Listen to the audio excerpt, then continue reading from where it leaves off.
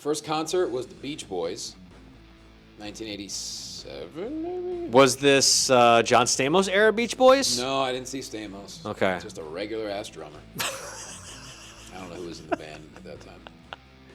It's episode 4 of Comedy on 11, the show where I talk to my comedian friends about music and comedy, and we turn the laughs up to 11. Happy April Fool's Day. I don't do pranks because I don't have that kind of time in my life. I'm Thom Tran, and this week, my second guest from the San Luis Obispo Comedy Festival, my buddy Jonny Loquasto. We recorded this one in his hotel room during the festival, just like we did with James P. Connolly, so it's not the normal in-studio setup, but it is still a fun time. Jonny's a stand-up comedian, and he does commentary and hosting for combat sports like UFC and the WWE, and he is a very funny dude. You can follow him at jquasto on Instagram. If you're in SoCal this Saturday night, I'm going to be headlining at Flappers in Burbank, recording my album at 10 p.m. on Saturday night. So if you want to go, hit me up, and I know a guy can get you some tickets. I'm going to be headlining Stir Crazy Comedy Club in Phoenix, Arizona, May 2nd and 3rd, so come out if you're in Arizona for that. And I'm sure I'll have a bunch of LA dates in between. So new episodes of the podcast drop on YouTube and your favorite podcatcher every Tuesday, and then a new list show every Thursday. So like, subscribe, and share for all the things. With all of that out of the way, let's hit it. Comedy and music, that's like pineapple on pizza. Surprisingly good together, but people have very strong opinions on this. I don't understand. You know what it is? I think that's the whole... I don't think anyone really has strong opinions about pineapple on pizza. I almost feel like this is the new dumb, strong opinion that people have. Almost like when girls used to be like, I love tacos in every profile. I think it's kind of like that. Like, who really cares? Yeah. Like, are you really going to argue over pineapple on pizza? Yeah. But they do surprisingly go well together. I agree. And I'm going to get some hate for this. 100%. Don't judge. Put what you want on pizza. It's your pizza. This is Comedy on 11, the show where I talk to my comedian friends about comedy and music. I'm here with my good friend, Jonny Loquasto. In a suite. A lovely... You can't tell him that because we were in James P.'s suite. We're still at the Slow Comedy Festival. I mean, by the time this comes out, we will have been long gone. Yeah.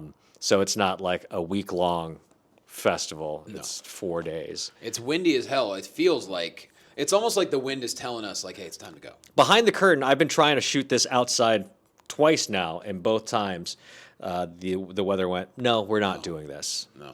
How are you? It's good to see you. That's the best part about doing this festival is, like, we're waiting to find out if we're on, like, the final show. The best of the fest. But it's really just about pretending that, like, comedy is a lifestyle for a couple of days, hanging out with people you actually like to see, watching people you like to watch that you never get a chance to see. Yeah, because you're always working. Yeah, and then the goal is you want to feel like you're pretty good at it too. Right. Like that's the goal. And I don't know if you've noticed this, but everyone I've talked to, every comic this weekend, has had one show this weekend where they're like, man, I don't know what happened there. Yes. Like every one of us. There's some 30-year vets on this. Everyone is like, has one show this week and we're like, yeah, man, I don't know. Yeah. I guess maybe not for me. Yep. And then you turn around the next night, or even sometimes the same night, and you're like, that show is bonkers good. And you know what it is? It's that we're in an area where it's a highly concentrated percentage of, it's old white people. That's old pretty white much people. what slow is. Yeah. And you're going to get those audiences that are super cool, and you're all going to get one audience where everyone is just kind of sitting on their hands and library comedy. Yeah. Or easily offended or whatever. I guess one of the comics, a lady like almost wanted to rush the stage on him and was calling him a certain slur over and over again. Yeah, Zach, one of the French comics. Real? Some lady got super riled up in the front row, and they had to toss her out. I don't know what happened. He said he's going to be posting it soon because someone filmed it. Comedy festival, guys. Relax. Yeah, and I guess it was a show called like the Nasty Show, or some kind of show where like there are no restrictions or whatever the gimmick is. Right. I don't know what he did. I don't know what the joke was. I just saw a 10-second clip where the lady kept saying this one word over and over again to him, yelling it, and they had to remove her. Oh, Jesus Christ. Yeah. So don't comedy. Don't be those people. 2025. So tell us a little about yourself for my viewers and listeners who don't know your bona fides. How long have you been doing comedy? Man, I started in 2005. Oh, shit. Yeah. That's 20 years, bro. Late May is going to be 20 years since the first time I got on stage. We've had little layoffs here and there. Yeah. Like, Because you do other stuff. Yeah, like WWE, I had no time for stand-up. What do you do for WWE? Are you a ring boy? Are you a ring girl? A ring boy is a very disturbing job title, especially considering some stuff came out back in the 80s. There was a guy who, his first name was Mel. I can't think of his last name. Torme? Definitely not Mel Torme. Loved him on Night Court, though. Oh, my God. Big fan. Like, speaking of theme songs, yes. Holy. We'll get into that. No lyrics. That song was so good with the horns. Yeah. Anyways. There was a guy who was, I want to say, he was a ring announcer for WWF at the time. And this is back when it was like, it was global, but it wasn't what it is now, per se. Yeah. I guess one of his job requirements besides ring announcing was his job was to kind of gather the ring crew when they would go city to city. Mm. Apparently, it came out many years later. He was hiring like teenage boys. Oh, I don't like this. And then you take it from there. Mm. But no, I was a play-by-play broadcaster, ring announcer, interviewer, anything with a mic. Right. And then I'm still doing it in combat sports. But so I've had like little layoffs because like I was there for a year. Then the pandemic hit, right. And obviously none of us were doing anything. Yeah, I'm not counting Zoom. How did you fare with Zoom shows? I didn't even bother. I did one Zoom show with Brad Williams when it was like around the Thanksgiving holiday. I don't even know what year, maybe 2020, where he was doing a thing. Right. And then I just opened for him on Zoom, which is so odd because he's like right over there. This is weird, you know. And then my buddy Brent Terhune did a big Zoom show that. I think like 1,200 people bought tickets to see him. And so I did that. That was as fun as it could have been. But other than that, I was like, I'm just going to lay off on this one. Because it's a different thing. It's like you get no feedback or it's delayed feedback and then it throws you off. And it's all about timing. Comedy is about timing. Just like music. Do you like what I did there? Mm-hmm. So the show's about comedy and music. It's called Comedy on 11. Turn the dial up. Turn it up. How would you describe your relationship with music? Is it a big part of your life? Absolutely. I mean, here's the thing. I have a theory, and I don't know if I'm sure I'm not the first person to say this, but like I think that whatever you listen to from like the ages of like say 12 to 21, I think that's your favorite range of music in your life. Is that accurate, do you think? There was actually a study done, and I've quoted this on my other show, The Story Behind the Strings, where we go in depth into my guitar collection and that of my friends. To give you the real musician. Yes. But there was actually a study done on this, and the study said that whatever the number one hit was in your life for you at that time is who you become. That's your musical. That's what you vibe to. Well, I didn't become CNC Music Factory. But well, not necessarily like number one on the charts, but like whatever for you was. The biggest influence musically on your life between those ages. I mean, it's, plus minus a year or two, depending on the person, but typically it's that early prepubescent into teenhood where you're like, I was, and it totally made sense years later when I looked at this, but like I was 13 in the early 90s when Van Halen was releasing like their third album with Sammy Hagar. Which is why I'm a Van Hagar guy as opposed to a Van Halen guy. Not that I don't love Van Halen and David Lee Roth. It's just scientifically. Yeah, I think Hagar got a lot of unnecessary flack because personally, they had more impactful songs. Like I think right now I'm not a Van Halen fan by any stretch, and I'm sorry, Mark Ellis, because he's the biggest. Him and Steve Simone love Van Halen. To me, Van Halen, I don't get it. There's so many bands I just don't get. Like to me, it's like bubblegum weird rock. Like there's nothing about Van Halen's music that like makes me go, yeah, like even Panama, I'm like, this just sounds generic. Are you talking David Lee Roth Van Halen? All of it, but I will say right now, fantastic song. Yeah. But that's a Hagar song. Yeah. But when I think of Van Halen, to me that's their best song. Yeah. I mean, Van Hagar, and I hate that term, but Van Halen with Sammy Hagar was a different band because you had a lead singer who was a musician and a singer and a guitarist. Like he was in Montrose. He had his own stuff going on before he ever got to Van Halen. Like Dave was just and is still just a frontman. As frontmen go, David Lee Roth, you can't beat him. Sure. In the 80s, well, you could. But like I have to remind people that Van Halen had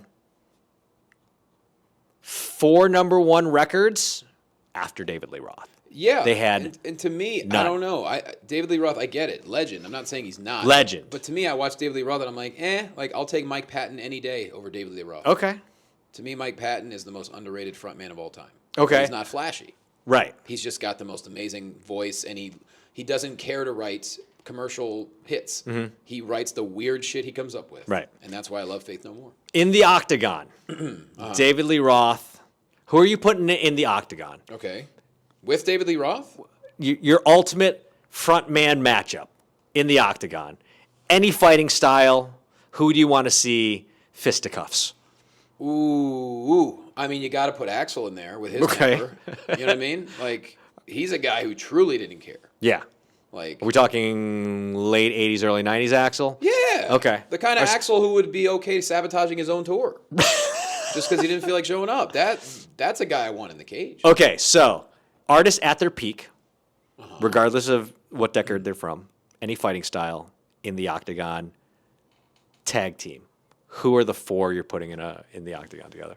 Can they be intergender? Yes. Okay. Absolutely. So I'm just off the top of my head, I'm trying to think like, all right, temperamental.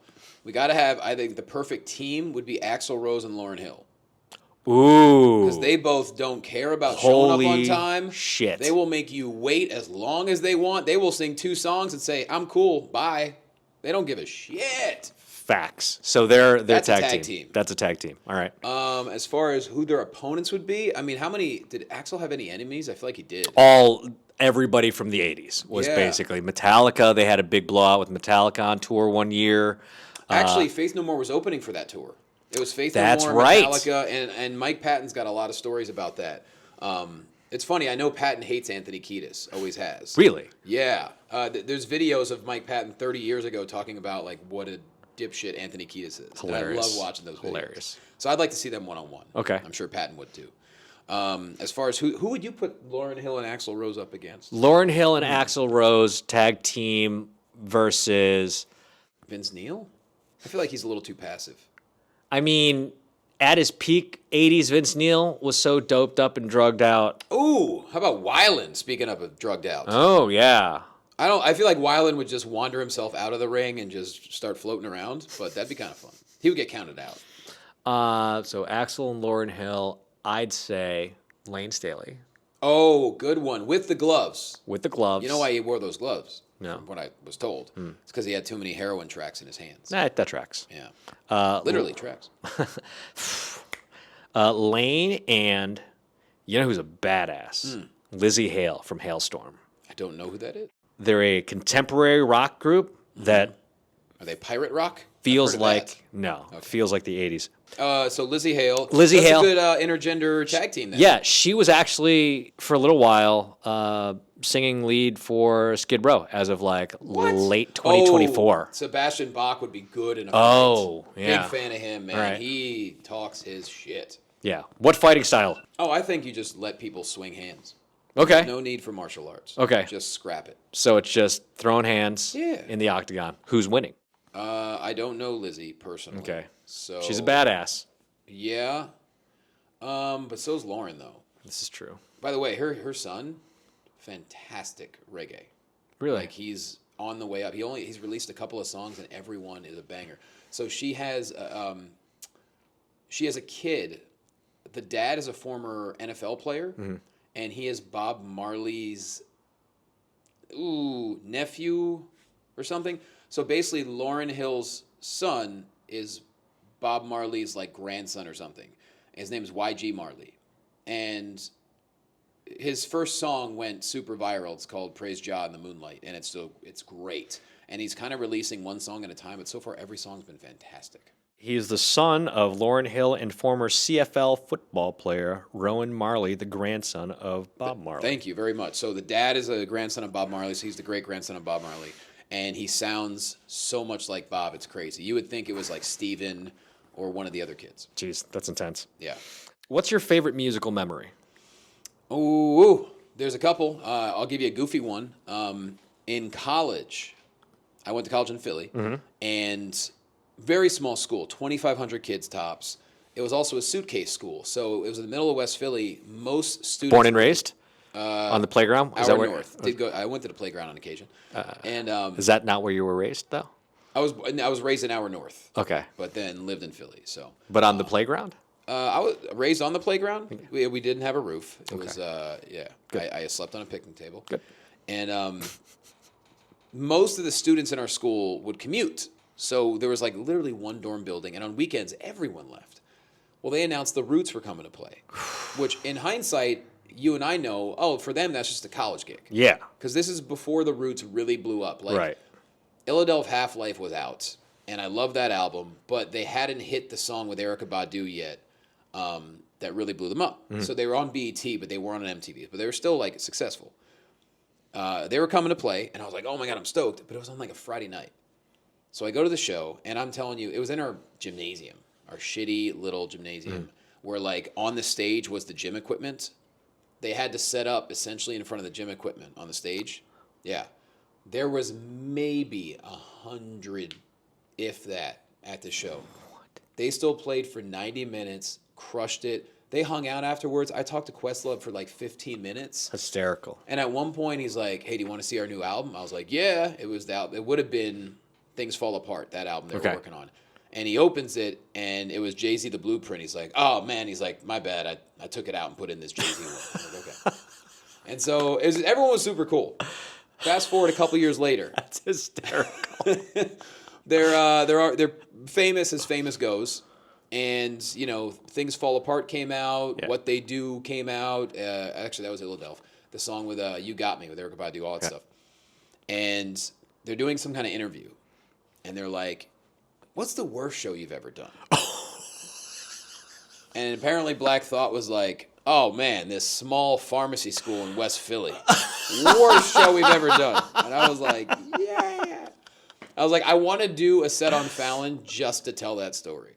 Like, that'd be amazing. I know. Have you had the opportunity to run into Questlove or any of those guys since then? No, but I did message the booker, the comedy booker of Fallon, because we kind of know each other, you know?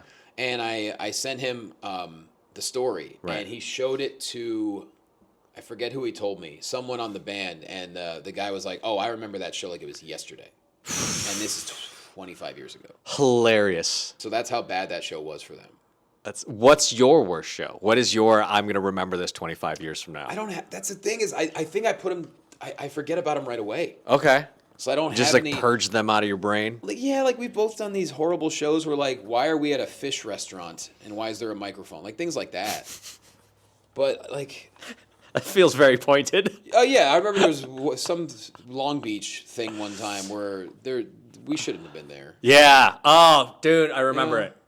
Yeah, it was like a family trying to eat. I'm like, I'm sorry. There was one I did early in my career. It was one of those, I'll drive an hour and 45 minutes to do 15 minutes in the snow. And it was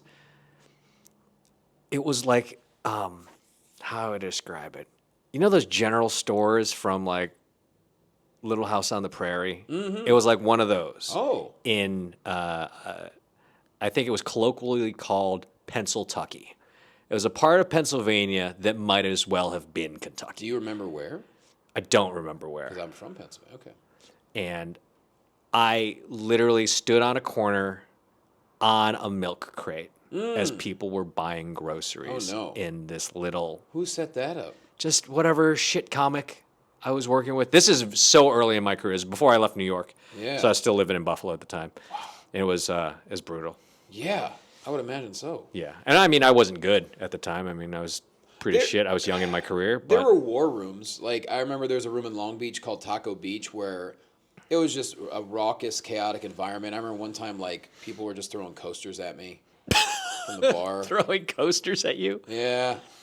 Yeah. So that happened. So I'm dodging coasters up there, trying to tell jokes or whatever.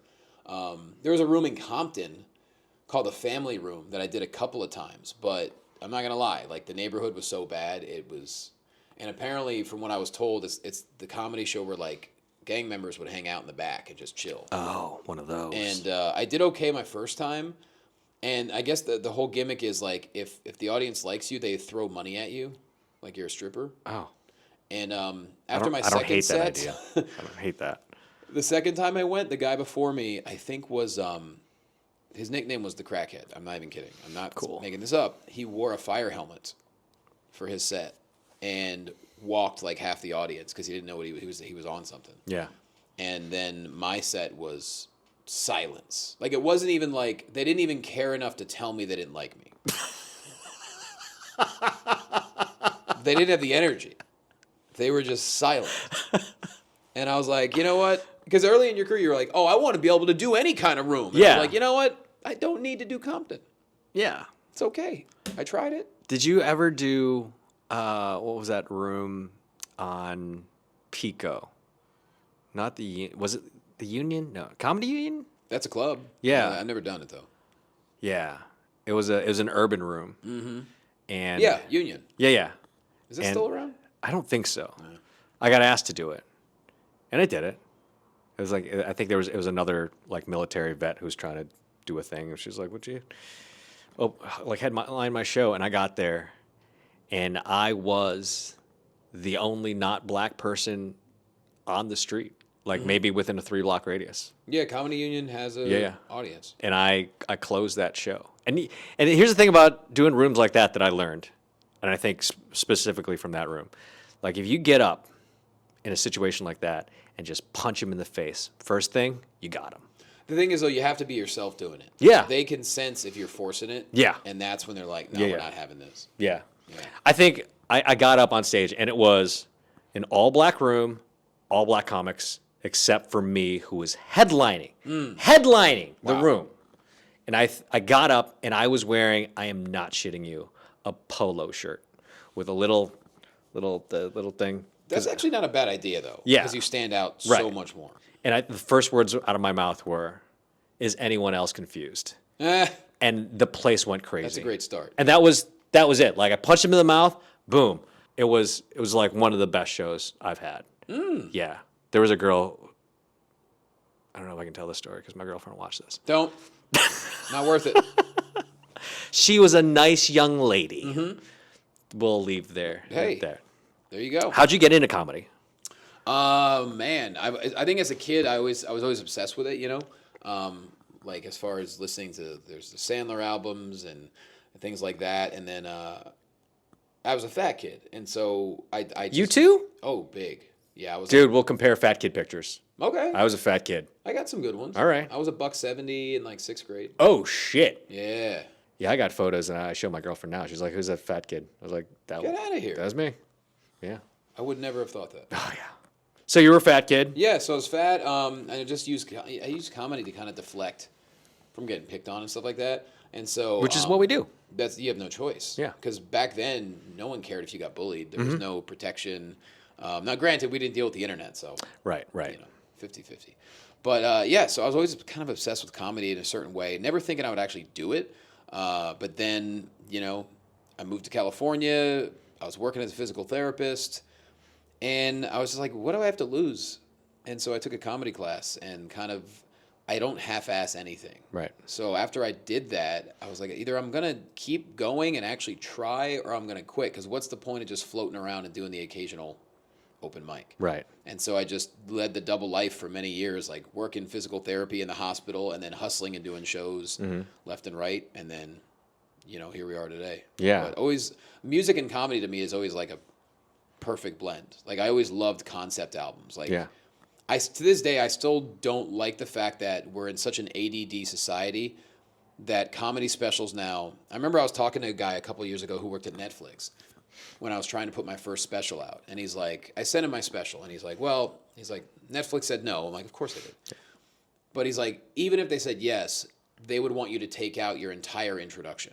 I filmed like a 4-minute story before I ever got on stage. Right. Because I love that shit. Yeah, so do I. They're called comedy specials. Yeah. I can't stand comedy specials that just start, please welcome, and they get on stage, and that's it. Because it defeats the word special. 100%. Because then it's just the 45-minute set that... And I think it's different for us as comics, where I'm like, when I see a special and it's one of our friends, I'm like, that's just the set you've been doing for the last 2 years that you've been, like, trying to get together. Yep. Like, they used to be special when HBO did 4 of them a year. And those were a big deal. And now, with the advent of the internet and cell phones and all that, it's great that we can do that and put it out. Because they're everywhere. But they're not. The word special implies this is something bigger and more than that you're going to see at a comedy club. And that's what I love. And, my opening thing was like, I'm at my physical therapy job, but I have to leave because I have to go shoot my special. And then Brad Williams runs over me with a car. And, like, I show up all flustered and everything. Like, it's just so dumb. Yeah. But it's like I wanted to make it different. By the time I hit the stage, I want whoever's watching to know who I am. Right. And so the guy from Netflix, I remember he goes, well, our analytics show that if the comic is not on stage telling his first joke within 25 seconds, our audience tunes out. I was like, I hate everything right now. Yeah. What the how your analytics? I don't give a shit about analytics. I'm like, I would never take out anything to make my special stand out. So, and then one of my comedy albums, my first one, I blended music with comedy all the way through. Like, it had a through line where it was like I was the host of a late night talk show, and it also had like fake commercials, ridiculous songs, and then in the end of the album, it's revealed that I was actually just having a weird, like, lucid dream the whole time. And then it ends with me doing the Vincent Price laugh and Thriller. Oh, I dig it. Just because. Because you can't get that at a comedy club. You can't go to the Improv or the Factory or wherever and see that on it's got to be different. It's got to give you that production value of a special. What was the last really special you saw? Oh. What are we counting as special? I watched comedy specials, but like as far as one that makes you go, oh man, that was so cool. Yeah. Oh boy. I mean, I really did. We just talked about it. I was really impressed at the new Sandler one because it was shot in multiple locations. Mm-hmm. And I don't know how he has time to commit to performing these days, but it was really good. Yeah. I was shocked in a good way. I was like, just because he's a legend and doing so many movies. Mm-hmm. I really liked Nate. I mean, I love everything Nate Bargatze does, but his newest special was just crazy because like it was in such a cool spot. Yeah, wasn't it in the round in an arena? Yeah, the one with the yellow jacket. But it wasn't hectic like when Dane Cook did Vicious Circle because like people were just screaming at him the whole set. Yeah, which is very distracting. Nate's audience is not the Dane Cook 2004 audience. No. Nate's audience is like, we're gonna sit here, we're gonna have a good time. Yeah. They're respectful of comedy and the artist doing it. And I give Nate all the credit in the world. I don't think I'd want to film a special in a venue that big. No. The pressure and I don't know. I think comedy is meant for like a certain size room. Mm-hmm. But he did it and it was great. But I can't. How about you? I can't think of anything that was like super different. Oh, I know exactly which one. Oh, go ahead. Hannibal Buress live in Miami. He only released it on YouTube, and he had a deal with. How recent is it? It was a few years ago. Okay. And I think they pulled it from you, like he pulled it from YouTube. But it was, dude. When I tell you, production-wise, not only was the material amazing. Like, there's this incredible through line about the last time he like was in Miami and did he get arrested? Yes, he got arrested, and it's this bonkers through line, right? Every joke is a hitter, every joke is a banger, but the production value. Yeah, he does a bit, and he's got a video presentation behind him. He's got a DJ. He's got like a vocoder, like a little voice modulator thing. But he does a bit where he lays down and he talks about his body or his spirit leaving his body. And on the screen, his spirit leaves his body. Oh, man. It's cool. That level of production that I went, this is special. This is special. And that brings me to Rory Scovel's. It's called Rory Does Stand Up for the First Time. Yeah.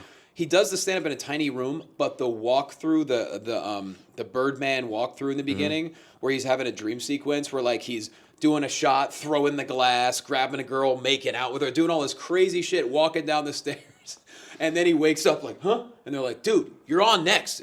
Okay, but it was such an awesome introduction to who Rory is, and like Chelsea Peretti had another incredible Her special was called like One of the Greats, maybe. This might be Yeah. 10 years old I now. know that one. But her opening is she's like riding this badass motorcycle, and it leads to her going on stage. And then during the special, it cuts away to like random weird people in the audience. Like there's like a clown at one point trying to distract her.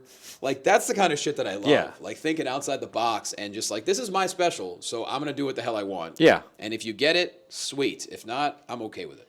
So would you prefer to release a special on a platform like YouTube or something, or Vimeo, where you have the freedom creatively to do that and not have to deal with, I mean, if you had the money, if you had the production. If you have the money, of course. Yeah. Because 100%. when you're getting the money from Netflix or Amazon or whoever, you have to play by their rules. Yeah, dude, my first special, the one that has the long introduction, and it also has 3 fake commercials. Like my special cuts away to commercial 3 times. And then at the end, I get powerbombed through a table by a bunch of pro wrestlers. Nice. It was really fun. And then like during the closing credits, I'm just laying there dead. Like the camera's just on me dead the whole time. I kind of made a deal with a distribution company, which is fine, and they got it on Roku and Tubi and you name it. But I've been bugging them now. It came out in 2021, and I'm like, hey guys, I'm like pretty sure the run is over. Can I put this on YouTube? And they just don't answer me every time I ask them. Right. I think the deal I signed says like they have it for 10 years. Oh, yeah. And so, but every time I ask them, like, guys, just be human. Yeah. Tell me no. Right. Tell me something. Yeah. Because they'll send me like quarterly earnings reports, which are hilarious to read. And then, so I'm like, okay, cool. Any chance I could put this on YouTube? Yeah. Crickets. Yeah. I'm like, why you gotta be dicks? What was your first like introduction to like a musical comedian, like a Steve Martin or like Zach Galifianakis or something like that? I gotta say, probably the Sandler albums. Oh yeah, obviously we're about the same age, so Yeah, that I gotta jives. say that. And then I understand the whole Bill Hicks thing, but like Dennis Leary, No Cure for Cancer, the fact that it started off with Asshole was so cool to me. And at that time, I did not know who Bill Hicks was. Yeah. I didn't realize the controversy. I didn't know that Leary essentially admitted to kind of stealing the whole Bill Hicks image years later. But I thought that album was so cool. Even before Steve Martin, even before Sandler, that was the first comedy record I heard. There you go. It 'Cause came out in 94. 93. 93. And 93, Tom, peak Van Halen age. And I was watching MTV all the time, and that was on heavy rotation on MTV. Yeah, he was doing a lot of MTV stuff. That's true. Yeah. He was doing a lot of like voiceover commercials. He's like, it's funny to this day. I'll still get voiceover auditions to where they're like, we really want like Dennis Leary early '90s, like MTV, Nike voice, Yeah. where it's like where you have to be almost like the EA Sports guy. Yeah. Like, give me that, give me that, give me that. Oh, you got a problem? Okay, fuck off. Like that kind of style. People are still quoting. Yeah. 30 years later. Yeah. Do you have a walk-on song currently? Yeah, the one walk-on song I've used probably 98% of my life is On Our Own from the Ghostbusters 2 soundtrack from Bobby Brown. Yes. Yeah, you know it. Okay. As a Ghostbuster fan, I appreciate the shit out of that. Greatest sequel of all time. Yeah. People want to make fun of me for that. I like Ghostbusters 2 better than Ghostbusters 1. Really? Them's are strong words. I know. Here's the thing, but I have reasons to back it up. Ghostbusters 1, obviously, it set the table for the franchise that you and I love, and I guarantee you probably cried at Ghostbusters Afterlife like I did. I did. I went with my wife and kids. They didn't know much about Ghostbusters. They're not from the U.S. They weren't interested. They didn't know why I was still in my seat crying at the end of Ghostbusters Afterlife after I saw Egon. Spoilers.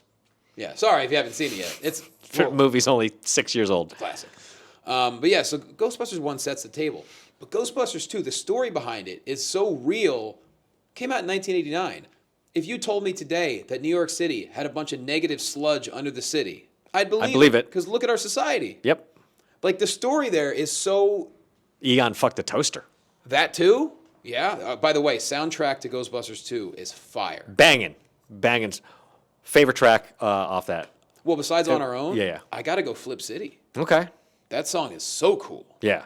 How about you? Oh, Run DMC has another song on it. They have another, they do. They're on, are they in 1 or 2 songs? They're on Ghostbusters 2 as well. While we're talking about soundtracks, we both grew up in a time where sitcoms had amazing theme songs.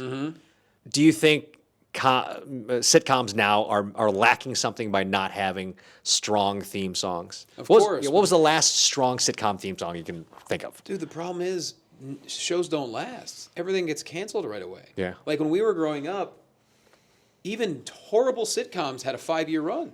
Yeah. Like, dude, this video popped up on my Instagram feed the other day, and I couldn't believe it. The Hogan Family, for all intents and purposes, a dog shit sitcom, ran for 6 years. Yeah.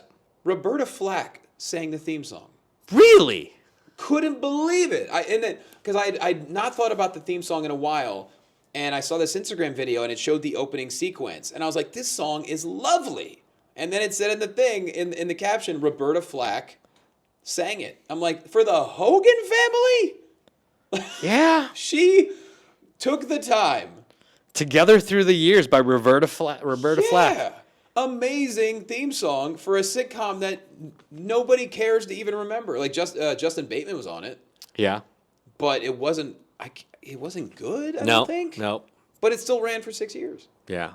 And that whole era, I wonder if a lot of the same singers and musicians were on retainer, and they just, like, to me, they must have been like the Wrecking Crew, like back in the 50s and 60s, who were just like on every record that you think your favorite band played on. They didn't. It was the Wrecking Crew who played bass, drum, like everything. They were the studio musicians that did everything, and that was probably the case. I'm telling you, the Full House and Family Matters theme songs sound awfully similar, and I don't know if it was the same people or not. Whatever happened to predictability? Yeah, all those. I swear it's the same guy singing, I think.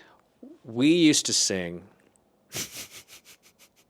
When I was in Iraq, and I was attached to a team, and we would go out to do direct action missions. Just, we had this little team of 10th Mountain Division kids who were attached to us, and by kids I mean like they're 18, 19 privates or whatever, and they would play like Metallica to get jacked up. They played like fucking Slipknot and whatever. Oh my God, I can't wait. Can I take a guess? The SF. The 18 Bravo, the Special Forces weapons sergeant, would just be sitting there loading his magazines. Mm-hmm. What do you think he was singing out loud? Was it a sitcom theme? It was. Oh, boy. I mean, obviously the easy go-tos would be Full House or Family Matters. They're two of the more famous. Are we, okay, give me an era. Is it later than Full House, Family Matters, or before? Before. Slightly before. Growing Pains.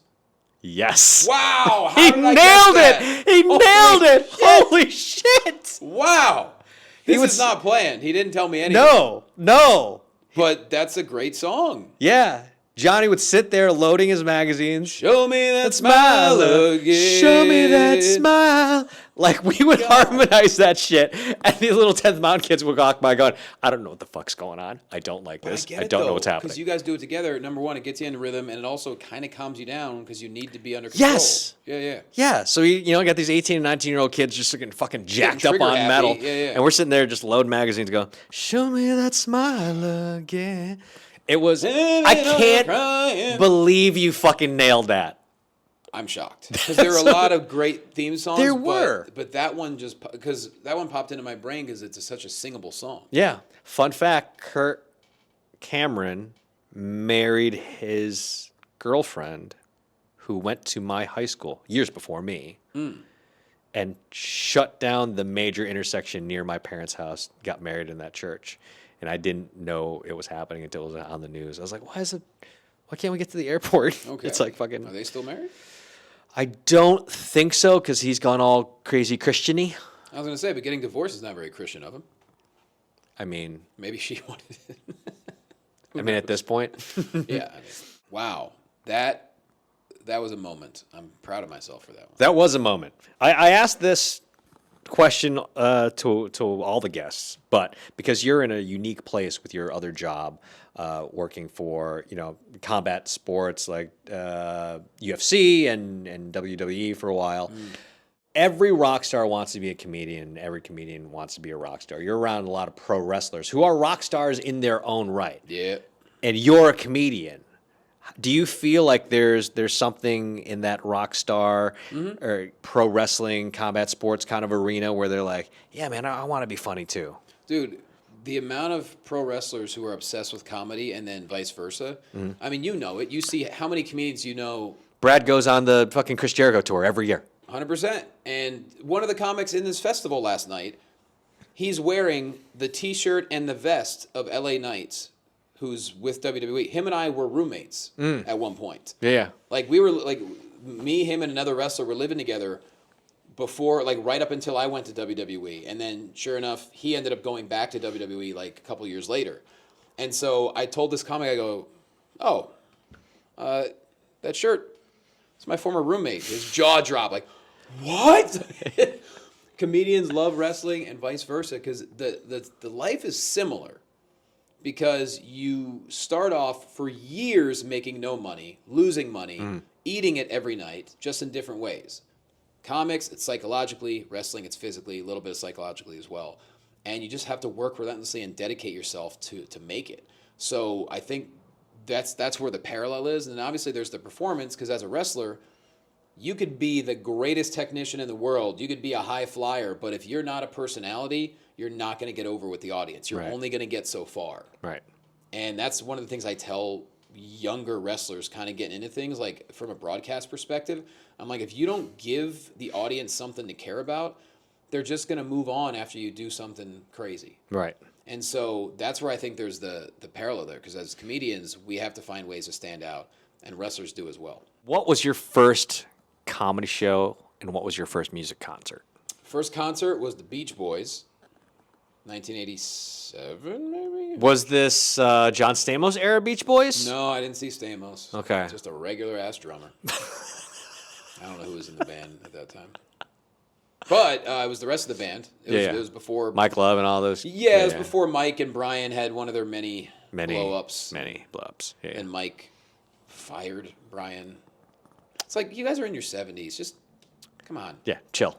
Like, chill. Like, I understand, Mike, you don't like Brian, but just admit, Brian is the reason the Beach Boys were the best. Kind of did write all the songs. Pretty much. And, like, look, I love whatever Mike Love wants to do politically. I don't care.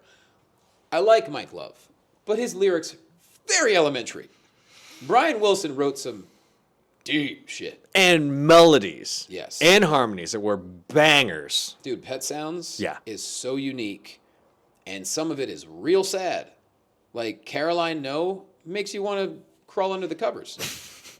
You know what I mean? Like, Brian Wilson has been through some stuff. So it's a bummer now, like, because the Beach Boys still go on tour, and I'm like, no, I'm not seeing them without Brian Wilson. Right.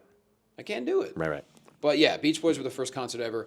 First comedy show. I truly don't even... My first comedy show in California, I went to the Irvine Improv to see Harlan Williams, probably in like 2004. Harlan Williams. Yeah, and then ironically, I ended up doing shows with him years later. And Nice. what a goofy guy. I remember... He's still goofy. Yeah, I love that. He was just at the Laugh Factory a couple weeks ago. I was hanging out. Who's on stage? Orny Adams was on stage. And Not goofy. Not goofy. The opposite of goofy. The complete opposite of goofy. And Harlan walks in and sits down, and then Orny starts talking to Harlan. Like they're just having a conversation at a deli. Like from the stage to the comics table. And it's a funny back and forth.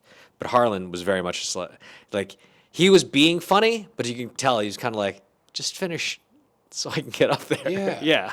I remember when I used to host Comedy Juice and I would have to bring him up, I'd always say, hey, Harlan, what should I say about you? He goes, just tell him it's Charlie Lunchbox from Fresno. And that's how I'd introduce him. That's all he wanted me to say. That sounds like Harlan. You get 2 albums, one comedy, one music. Yep. Rest of your life, what are they?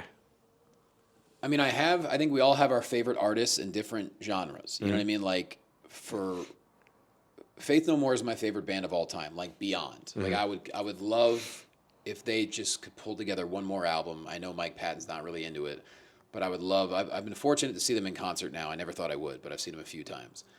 So they're there.